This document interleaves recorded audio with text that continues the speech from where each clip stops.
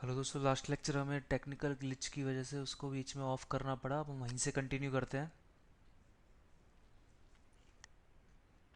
हमने लिखा था कि basic relation can be applied to per unit quantities. तो इससे ये समझ में आ चुका है कि हमें जिस तरह से हम रिलेट करते हैं एक्चुअल वैल्यूज़ को, उसी तरह से हमने यहाँ पे पर यूनिट क्वांटिटीज़ को भी आपस में रिलेट कर लिया है। तो हम आगे बढ़ेंगे और अब हम देखेंगे इन चीज़ों को और ज़्यादा डिटेल से for different type of systems. तो हमारा जो सब्जेक्ट है वो पावर सिस्टम है। तो पावर सिस्टम में जो इस चीज़ का रिलेशन आता है कि पर यूनिट कहाँ पर यूज होती हैं और एग्ज़ाम में यहाँ से क्या किस तरह से चीज़ें पूछी जाती हैं वो देखेंगे। तो हम लिखेंगे यहाँ पे power system for power system calculations. देखिएगा, जब बात पावर सिस्टम की होती है तो ज़्यादातर आपको जो क्वेश्चंस होंगे या फिर जो भी प्रॉब्लम होगी या फिर जो भी डिज़ाइनिंग का डाटा होगा उसमें कौन कौन सी बेस वैल्यू दी जाती हैं वो समझते हैं पहले। तो पहले हम लिख लेते हैं कि गिवन बेस वैल्यूज़ कौन सी होंगी। हम टाइप ऑफ प्रॉब्लम पे नहीं जा रहे हैं कि आपकी प्रॉब्लम किस तरह की है। आपको कोई मॉडल दिया हुआ है, कोई फॉल्ट एनालिसिस करना है, कोई लोड फ्लो की प्रॉब्लम है, किस तरह की प्रॉब्लम है, उस पर नहीं जा रहे हैं। हम एक जनरल आइडिया ले रहे हैं कि कोई प्रॉब्लम है जो पावर सिस्टम से रिलेटेड है। तो जो बेस वैल्यूज जो आपको दी जाती हैं वो दो बेस वैल्यूज आपको वो बेसिकली दी जाएंगी। कौन कौन सी? एक तो आपको गिवन होगा वोल्ट एम्पियर। वोल्ट एम्पियर यानी कि वी ए लिख सकते हैं और इसको क्या लिखते हैं हम? एस लिखते हैं। उसके अलावा क्या गिवन होगा आपको? वोल्टेज गिवन होगी। ये दोनों क्वांटिटीज आपको वहाँ पे गिवन होंगी। तो एस भी आपको पता होगा और एक आपको वी भी पता होगा। दो बेस वैल्यूज आपको पता है। और आपको अगर दो बेस वैल्यू पता है तो आपको, मैंने बताया था कि सारी बेस वैल्यूज आपको नहीं दी जाती हैं, अदर बेस वैल्यूज आपको निकालनी होगी। तो यहाँ से एक इंपॉर्टेंट रिजल्ट आता है कि अदर बेस वैल्यूज कैसे निकालोगे आप? अदर बेस वैल्यूज, तो सपोज आपको आई बी निकालना है। तो आई बी क्या होता है? आई बी के लिए हम क्या करेंगे? एस बी को किससे डिवाइड कर देंगे? वी बी से डिवाइड कर देंगे। और इससे ज़्यादा इंपॉर्टेंट रिलेशन क्या है? जेड बी का। यानी कि आपको अगर बेस रेजिस्टेंस इंपिडेंस निकालना है तो आप क्या करोगे? वी बी स्क्वायर को डिवाइड किससे कर दोगे? एस से डिवाइड कर दोगे। यही रिलेशन था। ये बेसिक नेटवर्क के रिलेशन है, वो हमने बेस वैल्यूज पे भी अप्लाई कर दिए। अब फायदा क्या हुआ कि आपको दो चीज़ें दी थी only, S B V B. अब आपको जेड बी भी पता चल गया और आई बी भी पता चल गया। अब ये दोनों पता चल गए हैं तो अब आप जेड पर यूनिट निकाल सकते हो। और बेसिकली सबसे ज़्यादा जो प्रॉब्लम आती है या फिर सबसे ज़्यादा जो काम आपका पड़ने वाला है वो पड़ने वाला है इम्पीडेंस की पर यूनिट वैल्यू निकालने से। तो अगर आपको इम्पीडेंस की पर यूनिट वैल्यू निकालनी है तो क्या करते हो आप? जेड एक्चुअल वैल्यू जो आपकी ओम में गिवन है उसको डिवाइड कर दोगे किससे? जेड बेस से। ठीक है। तो Z ohm divide by Z base क्या है? V B square by S. तो ये क्या हो जाएगा? एस बी, क्योंकि ये भी क्या है? आपकी बेस वैल्यू है। तो क्या हो जाएगा? Z multiply by Z in ohm multiply by S B by V B square. ठीक है। तो ये आपका बन गया एक फॉर्मूला जो यूज़ होगा आपके पर यूनिट इम्पिडेंस को निकालने में। इसको हम कर लेते हैं स्टार। ये फॉर्मूला कब यूज़ करना है? जब भी आपको पर यूनिट इम्पीडेंस निकालना हो और आपको क्या क्या पता हो? एस भी पता हो और वी भी पता हो। मैं फिर बताता हूँ, ये आपको समझ में तो आ गया होगा। अगर भूल जाते हो तो इस तरह से फॉर्मूला निकाल लेना। बाकी ये क्या करना है, हमेशा कमिट टू मेमोरी रखना है ये फॉर्मूला। आपको कहीं ना कहीं एग्जाम में इस तरह का क्वेश्चन इस फॉर्मूले की ज़रूरत पड़ने वाली है। कोई किसी और क्वेश्चंस में, किसी और तरह के क्वेश्चंस में भी पड़ सकती है। आपको पहले सपोज फॉल्ट एनालिसिस करना है, फिर कुछ और जो भी करना है आपको क्वेश्चंस के अंदर, तो वहाँ पे आपको पर यूनिट में क्वांटिटी को कन्वर्ट करना पड़ सकता है, या फिर रिजल्ट को बाद में पर यूनिट में कन्वर्ट करना पड़ सकता है। तो जैसा भी करना पड़े तो ये फॉर्मूला आपको बहुत यूज़ होगा। तो जेड को आपको याद रखना है। उसके अलावा क्या पॉइंट आता है? अगर आपको बेस किलोवाट में चाहिए कि किलोवाट में बेस क्या होगा, तो किलोवाट में बेस भी क्या होता है? एस बी ही होता है। मैंने आपको बताया था, क्योंकि एस क्या है? पी प्लस आयोटा क्यू है। तो अगर हमें एस पर यूनिट निकालना है तब भी हम क्या करते हैं? P plus iota Q divided by S B करते हैं। ठीक है। तब आपका क्या बनता है? P by S B plus iota Q by S B. तो इसको मैंने आपको पहले लिखवा ही दिया था। तो हम क्या लिख सकते हैं कि अगर आपको किलोवाट में बेस चाहिए तो वो भी क्या होता है? एस बी ही होता है। तो यहाँ पे सिंपली क्या लिखेंगे? न्यूमेरिकल वैल्यू ऑफ बेस के वी ए। जो आपके वोल्ट एम्पियर की जो वैल्यू दी है, आपको लगेगा वो तो किलोवाट एम्पियर में, ऐसा नहीं है, उसको हम किलोवाट के में भी बेस की तरह यूज़ करते हैं, क्योंकि रिलेशन मैंने आपको बताया था कि S is equal to P plus iota Q, उसको जब डिवाइड करते हैं तो उनमें भी हम डायरेक्टली किससे डिवाइड करते हैं, एस बी से डिवाइड करते हैं। तो न्यूमेरिकल वैल्यू जो होगी आपकी बेस के वी ए की, उसी को हम एज ए एक्चुअल पावर में भी बेस की तरह यूज़ करते हैं। अब नेक्स्ट जो आता है वो आता है आपका change of base.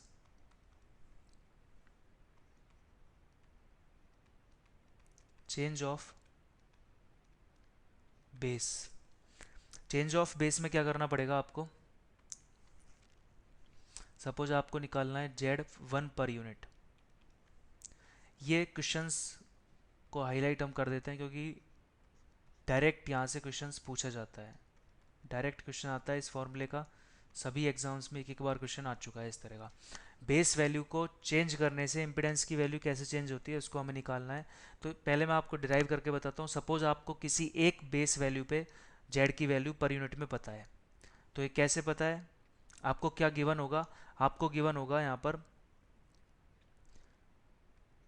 Unit value पता होगी इम्पिडेंस की, और फिर बोला जाएगा कि अब हमने जो है बेस वैल्यू पर यूनिट वैल्यू दे देंगे आपको और बोल देंगे कि ये एस बी और वी बी बेस वैल्यूज़ के लिए थी, ठीक है।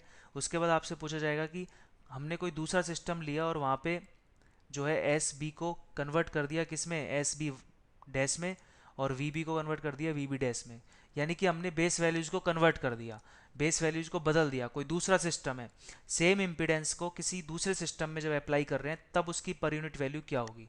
फिर से प्रॉब्लम को समझिए क्या पूछेगा वो। सपोज कोई एक वोल्टेज का लेवल है, कोई एक सिस्टम है, सिस्टम वन, सिस्टम को हम कैसे डिफाइन करेंगे, उसकी बेस वैल्यूज से एस बी वन और वी बी वन से, और दूसरा एक और सिस्टम लिया हमने सिस्टम टू, उसकी बेस वैल्यूज हैं एस बी टू और वी बी टू। दो सिस्टम्स हैं, दोनों की बेस वैल्यूज क्या हैं, अलग अलग है। यहाँ पे एक एक कॉमन इम्पिडेंस है जेड ओम, इसको हमने जब पहले यूज़ किया तो आपकी पर यूनिट वैल्यू क्या आई, जेड वन पर यूनिट, ठीक है। अब इसी इम्पिडेंस को अगर हम सिस्टम टू में यूज़ करते हैं तो वहाँ पर इसकी पर यूनिट वैल्यू क्या होगी। अब अगर आपको जेड ओम में पता होता तो आपको इस वाले डाटा की तो कोई रिक्वायरमेंट होती ही नहीं, क्योंकि आप डायरेक्टली कर सकते थे, क्योंकि एस बी टू पता है, वी बी टू पता है और जेड की एक्चुअल वैल्यू पता है, तो जेड टू पर यूनिट निकाला जा सकता है।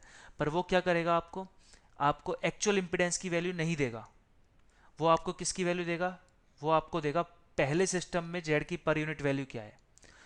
तो क्या क्या पता है, जेड वन पर यूनिट और सिस्टम वन के स्पेसिफिकेशन, जेड टू में पर यूनिट निकालना है, सिस्टम टू के स्पेसिफिकेशन भी आपको पता है। तो जेड टू में पर यूनिट निकालने के लिए क्या क्या रिक्वायरमेंट है, जेड की एक्चुअल वैल्यू रिक्वायरमेंट है, तो जेड की एक्चुअल वैल्यू हम निकालेंगे कहाँ से, ऊपर वाले सिस्टम से, ऊपर वाले सिस्टम से एक्चुअल वैल्यू निकाल लेंगे क्योंकि वही इंपिडेंस हमने सिस्टम टू में अप्लाई किया है। देन हम क्या निकाल लेंगे, जेड टू में per unit value system to में निकाल लेंगे। तो प्रॉब्लम समझ में आ गई। अब हम इसको डिराइव करते हैं, कैसे करना है कैसे नहीं करना है वो हम समझते हैं। देखिए हमको क्या गिवन है, Z one per unit given है, तो हम जानते हैं कि जेड वन पर यूनिट अगर हमें गिवन है तो जेड वन पर यूनिट का फॉर्मूला क्या बनेगा, अभी हमने फॉर्मूला देखा था, एक्चुअल वैल्यू मल्टीप्लाई कर देंगे किससे, एस बी वन से, क्योंकि फर्स्ट सिस्टम की है, divide by V V one square. ये आपको पता है, उसने दिया है। आपसे पूछा है जेड टू पर यूनिट क्या होगा, तो जेड टू पर यूनिट निकालने के लिए भी क्या करना होगा, जेड ओम को मल्टीप्लाई करना होगा S B two divided by V B two square से। बट हमें एक चीज़ पता है कि उसने न्यूमेरिकल में हमें जेड ओम की वैल्यू नहीं दी है, तो ये वैल्यू हमें क्या करनी होगी, निकालनी होगी। इस वैल्यू को निकालेंगे कहाँ से, इस इक्वेशन से। इस इक्वेशन से मैं जेड ओम क्या लिख सकता हूँ, जेड ओम क्या आपका क्या हो जाएगा, Z one per unit multiply by V B one square divided by S B one, ठीक है। ये अब आपको जेड ओम की वैल्यू मिल गई है। अब आप इसको इस इक्वेशन में यूज़ कर लीजिए, तो इक्वेशन क्या बन जाएगी आपकी, इसको जब आप यहाँ पे पुट करोगे तो Z one per unit multiply by V B one square by S B one multiply by, again हम इसको लिख देंगे तो S B two divided by V B two square. इसको और अच्छे से लिखना है तो क्या लिख सकते हैं, Z one per unit multiply by, Z one per unit multiply by S B two divided by S B one multiply by V B one square divided by V B two square, ठीक है। ये हो गई आपकी Z two per unit की value. इसको हम star कर लेते हैं। तो ये जो है फाइनल फॉर्मूला है जो आपको याद रखना है, यही एक फाइनल फॉर्मूला है जो आपको याद रखना है, इसके ऊपर भी क्वेश्चंस आ जाते हैं। तो इसको याद रखने की अगर हम बोलें, अगर आपके पास फॉर्मूले का लोड ज़्यादा है तो इसको याद रखने की हम एक ट्रिक भी कर सकते हैं। ट्रिक क्या है, ट्रिक क्या बोले हम उसे, मैथमेटिकल एक रिलेशन बोल सकते हैं कि आप कभी प्रोपोर्शनल का रिलेशन लेके चलते हो। सपोज हम जानते हैं कि v is proportional to i, अगर लिखते हैं तो हम एक रिलेशन यूज कर सकते हैं v1 upon v2 is equal to i1 by I two. उससे भी आप इस फॉर्मूले को डायरेक्टली निकाल सकते हो। कैसे? हमें पता है कि जेड पर यूनिट का जो फॉर्मूला है वो क्या होता है, जेड की actual value multiply by S B by V B square. अब हमें पता है कि हमारी जिस तरह की प्रॉब्लम है वहाँ पे जेड तो क्या है, कांस्टेंट है, दोनों सिस्टम में जेड सेम है। तो हम क्या लिख सकते हैं, जेड पर यूनिट किसके प्रोपोर्शनल हो जाएगा, एस बी, और रेसिप्रोकल किसके हो जाएगा, वी बी स्क्वायर के। तो यहाँ से अगर हम एक रिलेशन लिखे तो क्या लिख सकते हैं, Z one per unit divided by Z two per unit is equal to S B one divided by S B two multiply by V B two square divided by V B one square, यही लिखेंगे। अब हमें क्या निकालना है, हमें second system में per unit value निकालनी है। तो जेड टू पर यूनिट क्या हो जाएगी, इस रिलेशन से क्या लिखेंगे हम, जेड टू पर यूनिट हो जाएगा आपके पास Z one per unit multiply by S B two divided by S B one multiply by V B one square by V B two square. तो ये फॉर्मूला और ये फॉर्मूला क्या है, सेम है। तो आप ऐसे भी निकाल सकते हो। तो मैंने आपको दोनों तरीके से बता दिया है कि फॉर्मूला कैसे निकाला जा सकता है। अब आपको कैसे याद रखना है आप डिसाइड कर सकते हो। बाकी मैं आपको सजेस्ट करूंगा इस तरह से याद रखें, क्योंकि ये एक मैथमेटिकल प्रोपोर्शनल का एक अच्छा मैथमेटिकल रिजल्ट है जिसको हम बहुत यूज़ करते भी हैं। तो आप उससे भी इस फॉर्मूले को लिख सकते हो। ठीक है, तो ये हो गया आपका कि अगर हम बेस वैल्यू चेंजेस कर देते हैं तो इम्पिडेंस की वैल्यू पर यूनिट में कैसे चेंज होती है वो हमने देख लिया। तो पावर सिस्टम में आपको बेसिकली इन्हीं चीज़ों की जरूरत होगी। जितना मैंने आपको बताया है कि बेस वैल्यू क्या क्या गिवन होगी पावर सिस्टम की प्रॉब्लम्स में, बेस वैल्यू आपको गिवन होगी, वो होगी S B and V B. इनके तहत आपको सारी अदर वैल्यूज निकालनी होंगी। तो उस तरह का सारा हमने डाटा देख लिया है। अब हम जाएंगे किसके ऊपर, नेक्स्ट पॉइंट पे। नेक्स्ट पॉइंट आपका है per unit impedance of transformer. ये वैसे तो मशीन के अंदर पढ़ाया जाता है, पर जैसा कि हम कवर कर रहे हैं, क्या हम कवर कर रहे हैं आपका पर यूनिट क्वांटिटीज को कंप्लीटली कवर कर रहे हैं, इसलिए इसको भी हम यहीं पे साथ में देख लेते हैं, क्योंकि साथ में इसको समझना इजी हो जाएगा। इसके ऊपर डायरेक्ट रिलेशन भी पूछ लिया जाता है। तो सेकंड टॉपिक है आपका per unit impedance of transformer. Per unit impedance, अगर हमको ट्रांसफॉर्मर का पर यूनिट इम्पीडेंस जो होता है वो निकालना है तो कैसे निकालेंगे। अब जिस तरह से पावर सिस्टम में हमको क्वांटिटीज दी गई थी वो क्या क्या दी हुई थी, एस बी और वी बी हमको ज़्यादातर एज ए बेस वैल्यू दिया होता था। पर ट्रांसफॉर्मर में बेस वैल्यूज में क्या गिवन होगा, गिवन बेस वैल्यूज कौन सी होती हैं ट्रांसफॉर्मर के केस में, वो आपको देगा प्राइमरी की वैल्यूज दे देगा आई वन वी वन, इसी तरह से वो आपको दे देगा सेकेंडरी की base values I two V two, primaries की वैल्यूज दे देगा, सेकेंडरीज की वैल्यू दे देगा। और यही बेसिकली आपको पता भी होता है ट्रांसफॉर्मर में, यही होता है, क्योंकि आपको ज़्यादातर वोल्टेज का रिलेशन दिया होता है, उससे आप क्या निकाल सकते हो, करंट की भी वैल्यूज का रिलेशन निकाल सकते हो। तो ये आपको गिवन है प्राइमरी और सेकेंडरी का। ठीक है, ये बेस वैल्यूज पता है, तो आप अब जेड इम्पिडेंस की बेस वैल्यूज कैसे निकालोगे। तो अगर आपको प्राइमरी के इम्पिडेंस की बेस वैल्यू निकालनी है तो जेड बी वन लिख देते हैं उसको, वो क्या हो जाएगी आपकी V one by I one. ठीक है, और आपकी जो जेड बी टू है वो क्या हो जाएगी V two by I two. ठीक है, तो आपने गिवन बेस वैल्यू से इम्पिडेंस की बेस वैल्यूज निकाल ली, क्योंकि ज़्यादातर पर यूनिट सिस्टम में जो सबसे ज़्यादा इंपॉर्टेंट क्वांटिटी है वो है इम्पिडेंस। इम्पिडेंस को पर यूनिट में कन्वर्ट करना सबसे ज़्यादा जरूरी है। तो ट्रांसफॉर्मर में हम देखते हैं कि इम्पिडेंस को पर यूनिट में कन्वर्ट करने के बाद क्या रिजल्ट आपको यहाँ पर मिलता है। तो इम्पिडेंस में हमने कन्वर्ट कर लिया पहले इम्पिडेंस की बेस वैल्यूज़ को। अब हम निकालते हैं, सपोज आपको निकालना है यहाँ पे जेड वन पर यूनिट, आपको अगर निकालना हुआ सपोज आपको निकालना है यहाँ पे जेड वन पर यूनिट, तो आपका जेड वन पर यूनिट यहाँ पे क्या हो जाएगा, जेड वन ई। जेड वन ई का मतलब क्या है, प्राइमरी साइड में जब हम ट्रांसफार्मर में करते हैं कि सेकेंडरी साइड में ट्रांसफर करके रेजिस्टेंस इम्पिडेंस निकालना, तो ये जेड वन ई क्या है, equivalent impedance of transformer transfer to primary side. Z one E क्या हो गया, equivalent impedance of the transformer transfer to primary side. तो जेड वन ई लिखेंगे इसको, इसको हमने जेड वन बी यानी कि प्राइमरी साइड की बेस वैल्यू से डिवाइड कर दिया, तो आपको प्राइमरी साइड का क्या मिल गया, पर यूनिट इम्पिडेंस मिल गया। अब आपको निकालना था Z two per unit secondary side का, तो क्या करोगे आप जेड टू ई यानी कि जेड टू ई क्या हो गया, जेड टू ई का मतलब है कि जो इम्पिडेंस था ट्रांसफार्मर का उसको हमने किधर ट्रांसफर कर दिया है, तो equivalent impedance of the transformer transfer to the secondary side. तो जेड टू ई हो गया, तो जेड टू ई को हम डिवाइड कर देंगे Z B two base value of two से। अब यहाँ पे देखिए Z one, Z two E को मैं क्या लिख सकता हूँ, Z one E multiply by N two by N one square. Transformer ratio के स्क्वायर से मल्टीप्लाई करके आप इम्पिडेंस को ट्रांसफर कर सकते हो, ये मशीन का रिलेशन है। उसके अलावा आप बेस वैल्यूज को भी इस तरह ट्रांसफर कर सकते हो, Z B one multiply by N two by N one whole square हो गया, ठीक है। यहाँ से ट्रांस जो आपके रेशोज हैं वो कैंसिल हो जाएंगे, तो क्या आ जाएगा, Z one E divided by Z B one. तो जेड टू पर यूनिट ये हो गया आपके पास। अब यहाँ पे क्या रिजल्ट आपको मिला जिसको आपको आगे से याद रखना है, ये इसकी वैल्यू और सेकेंडरी में पर यूनिट की वैल्यू। प्राइमरी साइड के इंपिडेंस की पर यूनिट वैल्यू इक्वल आ रही है किसके, सेकेंडरी साइड के पर यूनिट वैल्यूज के।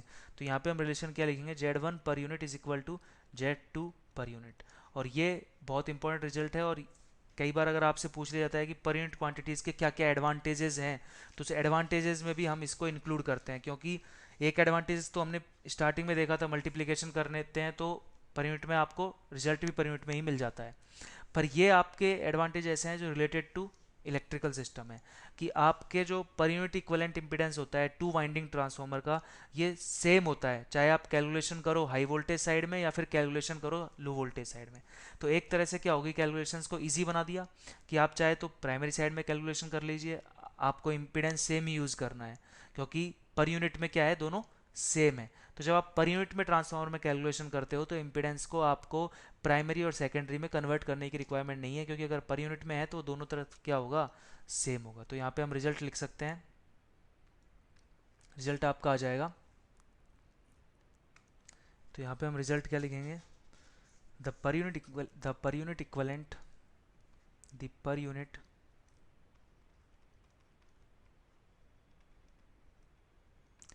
Equivalent impedance of A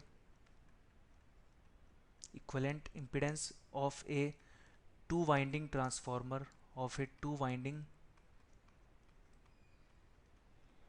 transformer is the same when whether the calculation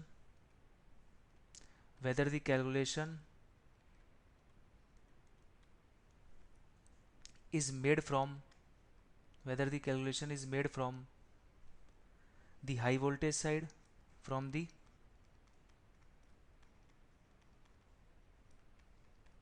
high voltage side or the low voltage side।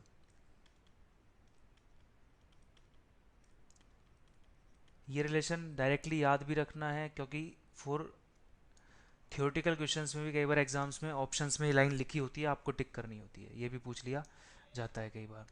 अब हम देखेंगे यहाँ पे,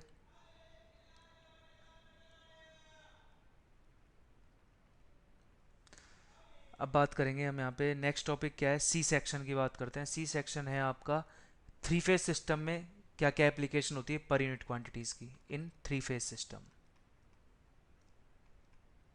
देखिए थ्री फेज सिस्टम में हम बात करते हैं, थ्री फेज सिस्टम में भी एक बहुत इंपॉर्टेंट रिजल्ट हमको मिलने वाला है कि आपका स्टार हो तो आप क्या करते हो, स्टार के अंदर V1 पर यूनिट आप निकालोगे तो किसके आएगी, लाइन में पर यूनिट निकाल लो या फेस में पर यूनिट निकाल लो, दोनों क्या आएंगे, सेम आएंगे। क्योंकि लाइन में पर यूनिट निकालोगे तो क्या करोगे, लाइन वोल्टेज को डिवाइड करोगे किससे, लाइन में बेस वोल्टेज से, यही करोगे। और अगर आप निकाल रहे हो फेस में, फेस वैल्यूज़ को अगर आप निकाल रहे हो तो क्या करोगे, फेस वैल्यू लिखोगे यहाँ पे और डिवाइड किससे करोगे, फेस की बेस वैल्यू से। अब लाइन की जो वोल्टेज आती है वो क्या होती है, लाइन वोल्टेज हम क्या लिखते हैं, root three into V P लिखते हैं। तो ऊपर क्या आएगा, root three V P divide क्या हो जाएगा, रूट थ्री और मल्टीप्लाई किससे हो जाएगा, वी एल जो आपकी वी पी से, क्योंकि फेस वैल्यू में बेस वैल्यू से वी पी वी से, तो रूट थ्री कैंसिल हो जाएगा। तो जो आपका लाइन में जो पर यूनिट वैल्यू आ रही है और फेस में जो पर यूनिट वैल्यू आ रही है दोनों क्या हो जाएंगी, सेम हो जाएंगे, क्योंकि रेशियो ले रहे हो तो रूट थ्री क्या हो जाएगा, कैंसिल हो जाएगा। तो यहाँ पे मैं डायरेक्टली लिख सकता हूँ कि स्टार के अंदर अगर हम बात करें तो आपकी जो लाइन पर यूनिट वैल्यूज़ हैं वो सेम आती हैं किसके, फेस पर यूनिट वैल्यूज़ के। तो यहाँ पे आपका आ जाएगा, एक तो लाइन के लिए वोल्टेजेस के लिए होगा, करंट के लिए भी लिख सकते हैं हम, करंट की वैल्यू लाइन में per unit is equal to phase value of current per unit same होती है। ठीक है, अगर हम बात करें डेल्टा में, तो डेल्टा में भी रेशो लेंगे तो सेम ही आएगा। तो यहाँ पे भी क्या हो जाएगा कि जो per unit value of line voltage is equal to per unit value of phase voltage. Same pattern पे यहाँ पे हम निकालेंगे per unit value of line current is equal to per unit value of phase current. Star हो delta हो, तो जो line current और फेस करंट होते हैं वो पर यूनिट में क्या होते हैं, सेम होते हैं। अगर आप एक्चुअल वैल्यूज में करते हो तो आपको रिलेशन की तरह निकालने पड़ते हैं, क्योंकि हम जानते हैं स्टार में जो वोल्टेज का रिलेशन क्या होता है, वोल्टेज में line voltage is equal to √3 into phase voltage. Current क्या होते हैं, सेम हो जाते हैं। डेल्टा के अंदर क्या होता है, वोल्टेज सेम होती है बट करंट के रिलेशन में √3 आता है, यही रिलेशन होते हैं। बट पर यूनिट का फ़ायदा क्या हुआ, पर यूनिट में हम रेशो ले रहे थे, इसलिए जो है आपका √3 कैंसिल हो जाता है।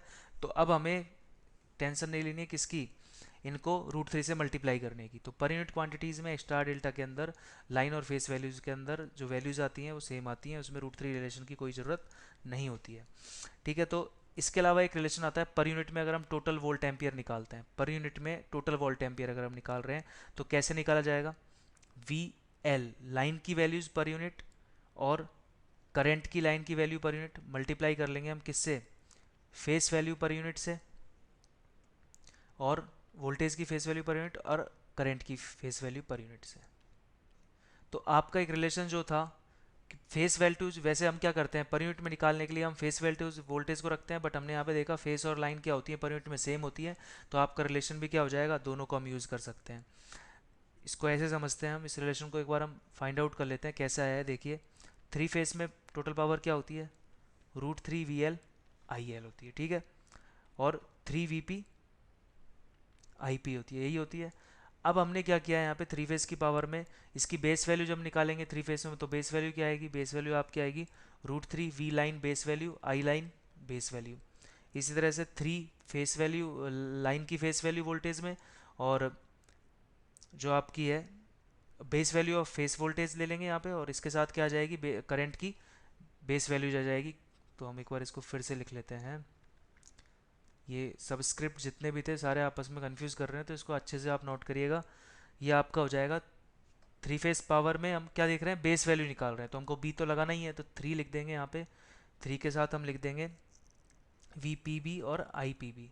तो हमने बेसिकली क्या किया है, लाइन वोल्टेज की फॉर्म में फॉर्मूला देखा और एक बार फेस वोल्टेज की फॉर्म में फॉर्मूला देखा, सेम में हमने यहाँ पे देख लिया। अब हम क्या करेंगे, इसको जब कन्वर्ट करते हैं हम किस में, अब इसको कन्वर्ट करेंगे हम पर यूनिट क्वांटिटीज़ में।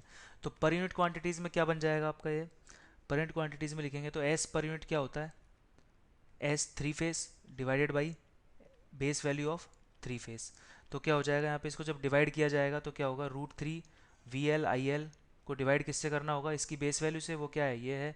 तो √3 VL बेस और IL बेस। इसी तरह से एक रिलेशन और है, दूसरा क्या है पावर का, ये वाला रिलेशन है, इसकी बेस वैल्यू क्या है, ये है। तो इसको क्या लिखेंगे, 3 VP/IP divide by 3 PB/IPB। √3 cancel हो गया, VL भी क्या हो गया, VL पर यूनिट मल्टीप्लाई बाई IL पर यूनिट। और ऐसे ही आपका क्या आ गया, VP पर unit multiply by IP per unit. ठीक है, ये हो गया S पर यूनिट का फॉर्मूला। तो थ्री फेज सिस्टम में अभी तक क्या क्या रिजल्ट हमने देखे हैं, उनको अगर हम देखें तो क्या रिजल्ट आया अपने पास, A per unit phase volt ampere, A per unit phase volt ampere has the same numerical value as unit line volt ampere irrespective of three phase connection से कोई फ़र्क नहीं पड़ रहा है, स्टार हो या डेल्टा हो, पर यूनिट में वैल्यू क्या होती है, सेम होती है, star and delta, whether star and delta. यहाँ पे लिख लेना आप, वेदर स्टार एंड डेल्टा। देखिए, ये हो गया है आपका थ्री फेज सिस्टम में जो था हमने बात कर ली है, थ्री फेज सिस्टम में क्या क्या पॉइंट थे उन सबको हमने यहाँ पे डिस्कस कर लिया है। अब बाकी के नेक्स्ट पॉइंट को हम डिस्कस करेंगे नेक्स्ट लेक्चर्स में। So thank you.